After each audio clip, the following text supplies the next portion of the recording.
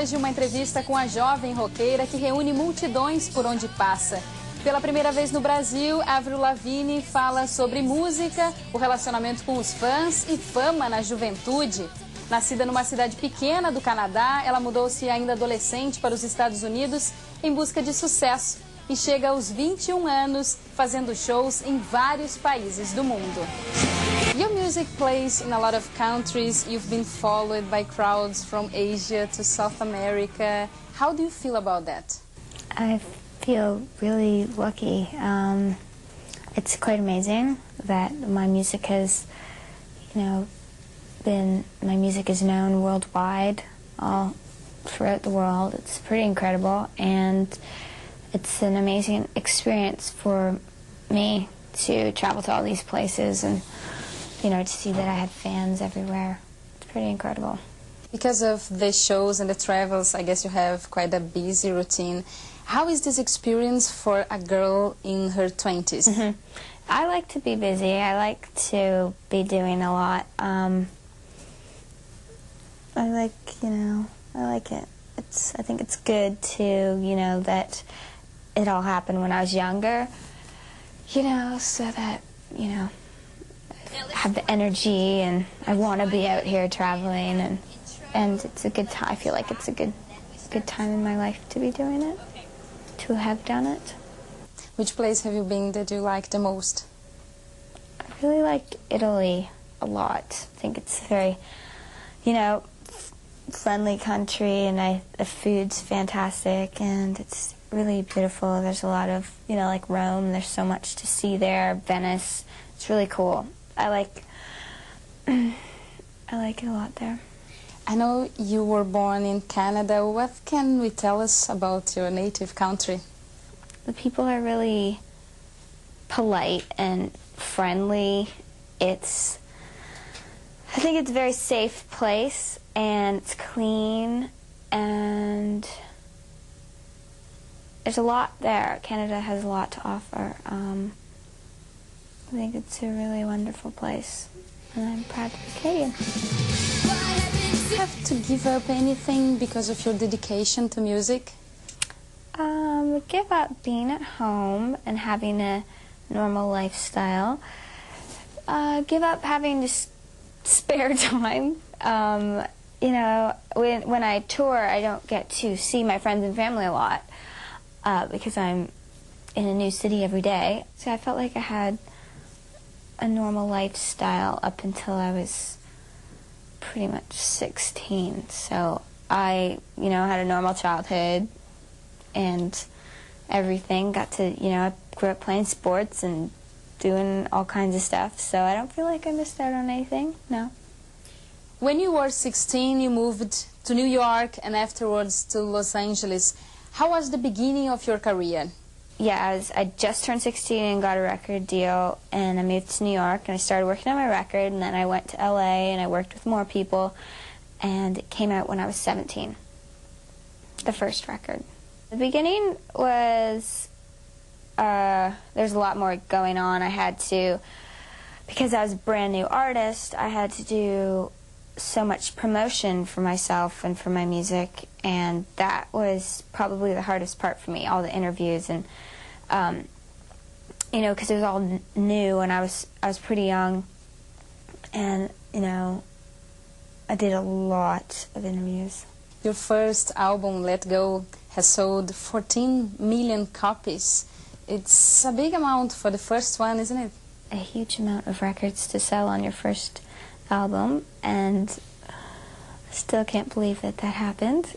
And even this record, Under My Skin, has sold nearly 7.5 copies, and that's incredible. Let's talk about your music. You had 8 nominees for the Grammy, and it happened just at the beginning of your career. Did you expect this to be so fast? No. No, I didn't expect it to be that fast. I didn't really expect anything. Wasn't really knowing what was going to happen. I just wanted, I just wanted to be a really big singer and to have it be my career, and it did. It all happened. When did you discover that you really wanted to sing and to play the guitar? there wasn't a time when I decided that was what I wanted to do. It was just very natural with me. I learned how to play guitar when I lived at home because, you know, we had a guitar at home. And I was just always singing, and I went to church and I was participating in the events that they had, and I would participate in stuff all around town, and I loved to be up on stage singing, and it just all kind of happened. It all fell together. Like in a chorus in the church, you mean? I didn't sing in a choir. They would have like little plays that my school would put on, and I would do, you know, like I would just have little parts to sing, and Christmas cantatas. You know, I'd go up and sing a Christmas song. They'd have banquets. I'd go sing. I sang at my grade 8 graduation.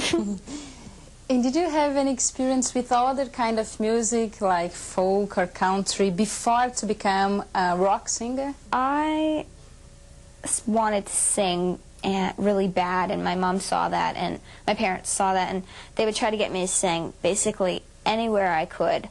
And so, like I said, I'd sing at the fairs and the church and the school and wherever I could, and I would sing whatever I had to at that point. I was very young. And so I sang all kinds of different styles, from Christmas songs, gospel, to like folk, and then like new country, and then I started writing songs that were my style, and that's the music that, you know, I sing now. What has happened to decide that rock and roll was really your business? Well, there was nothing to decide. It was just when I started writing songs, and when I got older, that was the type of music that I liked and that I wanted to sing. I didn't necessarily want to be singing country songs. Like I said, I was really young, and I would sing anywhere that I could and sing anything at that point, because I just wanted to be up on stage singing in front of people. That was my passion. You were also a composer. Tell me about the lyrics you write. What are they usually about? Just things I go through, or things that I know people go through. Just life and situations we all find ourselves in. Mm-hmm. In many of your songs, you say things about broken hearts, relationships, love. Are you a romantic person? Yeah. Write during the tours? Not very much. I like to write when I get home and I don't have anything else on my mind, where I can focus on the songs. I mean, although I do have, you know, some stuff that I've been writing, but it's better just, I prefer just to wait till I'm off tour, 'cause there's so much going on for me every day with traveling and playing a show every night and doing interviews and stuff during the day. So, not very much. Your fans say sometimes that they really feel comfortable with these lyrics. They really wanted to say these things. Do you feel happy, like you were helping people? I've received a lot of fan mail with people, you know, expressing to me that my music has helped them, and that feels really good for me. It's quite rewarding. I think people can relate to my music, and that's, you know, probably why, you know, my fans are my fans. Sometimes I get so weird, I even freak myself out. Somebody save my life, I'd rather be anything but ordinary. All girls like you, many boys like you, some of them follow your way of dressing, a kind of rebel style. And you belong to a generation which had come a lot of time after the punk movement. I would like to know, how much have you been influenced by their music and style? I don't think I've been influenced that much. I mean, I think as far as fashion goes, I don't know, just the kind of clothes that I wore were just stuff that I